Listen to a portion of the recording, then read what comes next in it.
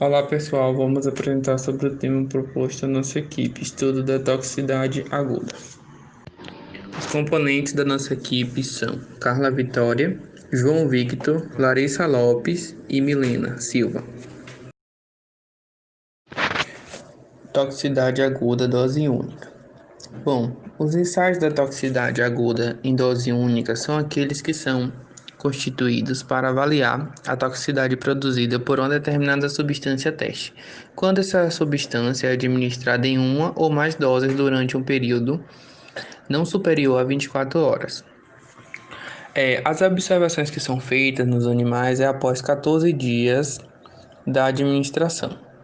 Além do mais, no dia da administração, esses animais são observados no mínimo 2 vezes e depois de um determinado período, no mínimo uma vez ao dia.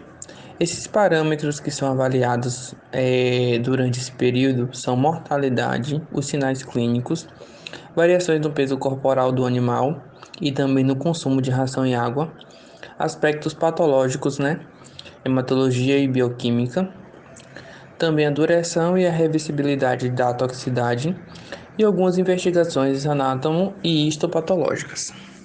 O tempo de experimento para os estudos de toxicidade em dose aguda é de no mínimo 14 dias, podendo variar de 2 semanas a 6 meses, isso para os roedores e não roedores.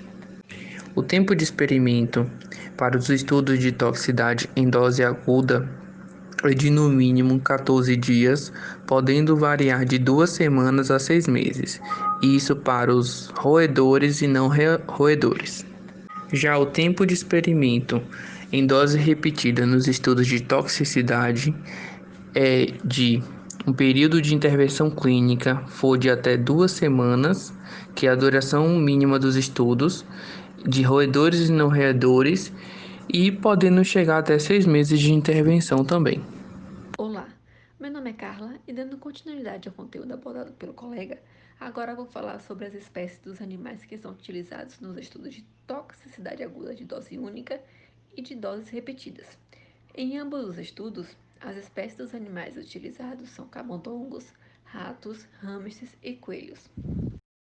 Agora, sobre o número de espécies diferentes exigidos, os estudos de toxicidade aguda de dose única e de doses repetidas devem ser conduzidos com no mínimo 2 espécies de mamíferos, incluindo uma espécie não roedora. A amostra deve contemplar números iguais de machos e fêmeas. A utilização de apenas um dos sexos deve ser justificada pela indicação. As espécies devem ser selecionadas com base em sua relevância para a extrapolação de dados para seres humanos, considerando sua farmacocinética, farmacodinâmica e biodisponibilidade da substância teste, incluindo a sua biotransformação. Olá, meu nome é Milena e dando continuidade ao que o colega estava explanando, irei falar o número de animais usados e os dados observados em cada experimento. Então, para a dose única, foram utilizados 80 camundongos isogênicos da linhagem Black, sendo 40 machos e 40 fêmeas, sendo não grávidas, com aproximadamente de 25 a 5 gramas e tendo uma idade aproximada de 6 a 8 semanas. Já para a dose repetida, são utilizadas de 6 doses por 2 semanas, onde foram utilizados 144 camundongos, também da espécie Black, sendo 72 machos e 72 fêmeas, com aproximadamente 25 a 5 gramas. E a idade também aproxima em torno de 6 a 8 semanas, e tendo os mesmos cuidados descritos para os grupos de dose única. E dando continuidade, agora irei abordar sobre a finalidade do ensaio. Então, a finalidade do ensaio para a dose única é que eles são utilizados para avaliar a toxicidade produzida por uma substância teste, que quando ela é administrada, ela dura mais ou menos uma ou mais doses num período não superior a 24 horas. E os animais são observados a partir de 14 dias após a administração.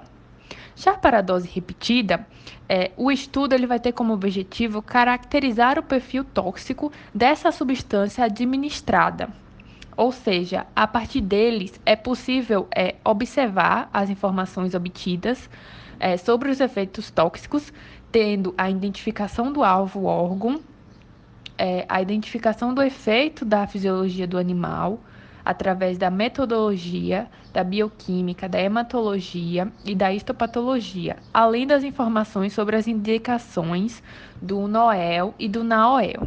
Olá, meu nome é Larissa. Dando continuidade ao conteúdo abordado pelos colegas, agora vamos falar a respeito das vias de administração indicadas. Na dose única, existem duas vias de administração: a pretendida para administração em humanos e a parenteral. Se a administração endovenosa for a pretendida para uso em humanos, a utilização de apenas esta via para estudo de toxicidade de dose única é o suficiente. Quando a via pretendida para uso em humanos for a oral, é recomendável a administração do produto em animais por gavagem, ou seja, uma alimentação forçada, sendo nasogástrica ou orogástrica. Sobre a via de administração indicada em dose repetida, deverá ser utilizada a via em que a droga será administrada em humanos, mas se a absorção em animais for limitada em relação ao homem, também uma via parenteral. Agora, falando a respeito dos parâmetros indicados para avaliar e identificar a toxicidade em dose única, esses parâmetros a serem avaliados são a mortalidade, os sinais clínicos, incluindo parâmetros comportamentais, variações no peso corporal e no consumo de ração e água, patologias clínicas, sejam hematológicas, bioquímicas, latência, duração e reversibilidade da toxicidade, investigações anátomo e histopatológicas. Já os parâmetros indicados para avaliar e identificar a toxicidade em dose repetida, eles são semelhantes ao de dose única. Essas são as referências que nós utilizamos para a construção do nosso trabalho. Então, pessoal, chegamos ao fim do nosso trabalho. Agradecemos a atenção de todos. Muito obrigado. Obrigado também à professora pelas orientações dela. Tchau, tchau.